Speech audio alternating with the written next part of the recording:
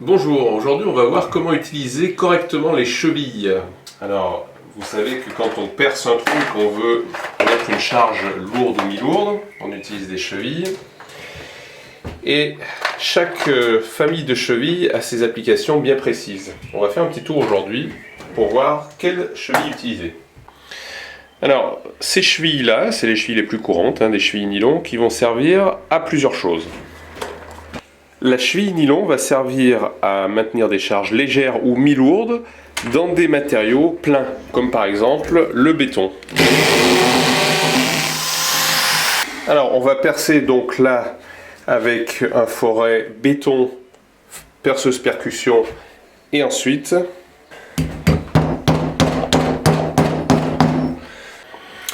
un autre classique, la cheville à frapper. Alors la cheville à frapper, l'avantage c'est qu'on fait un trou.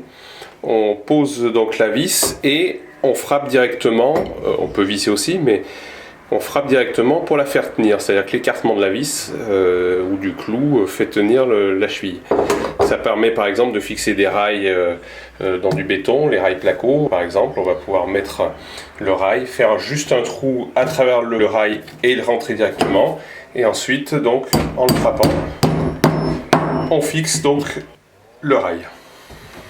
Fixer quelque chose dans un parpaing, un moellon. Donc même si la cheville, tout à l'heure j'ai dit qu'elle était faite pour les matériaux pleins, on voit que le profil est bien travaillé sur le parpaing, il n'y a pas de problème. On va rentrer donc la cheville. Voyons ce qui se passe quand on va visser donc dans notre cheville. Donc la cheville est écartée par le passage de la vis et le profil fait qu'on a une enflure ici et cette enflure dans le nylon fait que notre cheville ne ressortira pas. La fixation sur plaque de plâtre, c'est quelque chose de récurrent. Alors pour des charges vraiment légères, on peut utiliser ça, mais dès qu'on va vouloir faire des charges un peu plus lourdes, on va utiliser les chevilles métalliques. Alors la cheville métallique à expansion, voilà à quoi elle ressemble.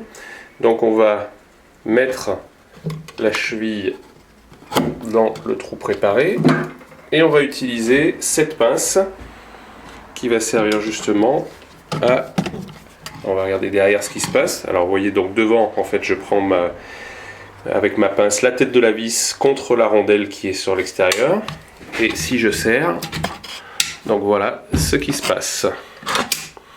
Donc on voit qu'on a un déploiement des arêtes qui fait qu'on a une surface extrêmement importante et une résistance à l'arrachement très grande puisque on a la cheville qui porte sur une grosse surface derrière.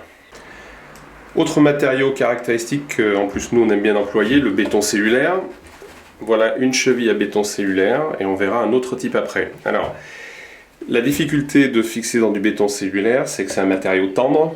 Donc il va falloir que notre cheville puisse rentrer en force pour tenir et on verra que pour les charges lourdes, on a un autre type de cheville que Fischer vient de sortir. Alors le principe de cette cheville, c'est qu'on perce donc à 10 mm, la taille donc du corps de la cheville. Et ensuite on la fait rentrer donc en force. Donc c'est donc une cheville à frapper. Quand on frappe comme ça, elle rentre en spirale, en forçant. Et on obtient toujours pareil, une fixation bien ancrée. Ça c'est la dernière innovation donc, de Fischer pour le béton cellulaire pour charge lourde.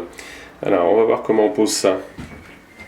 Toujours le même principe, cheville à frapper, donc on va enquiller dans notre trou donc notre cheville. On va la faire rentrer au marteau. Ensuite dans chaque boîte, les chevilles sont livrées donc avec cet embout spécial qui va permettre de faire l'expansion à l'intérieur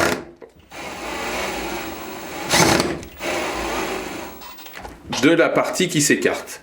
Alors là, inutile de dire qu'on est sur de la charge très très lourde et on va découper maintenant pour voir un petit peu ce qui s'est passé à l'intérieur du bloc de Syporex. Après avoir coupé le Syporex pour vous montrer ce qui s'est passé, donc on voit bien que les pattes ici ont été écartées par le fait qu'on est serré par le centre. On voit bien la différence entre les deux. Et donc là, on a une cheville charge lourde dans laquelle on va pouvoir visser, donc non pas une vis comme ça, mais une vis filetée. Et là, on a vraiment la possibilité de charger énormément sur la cheville.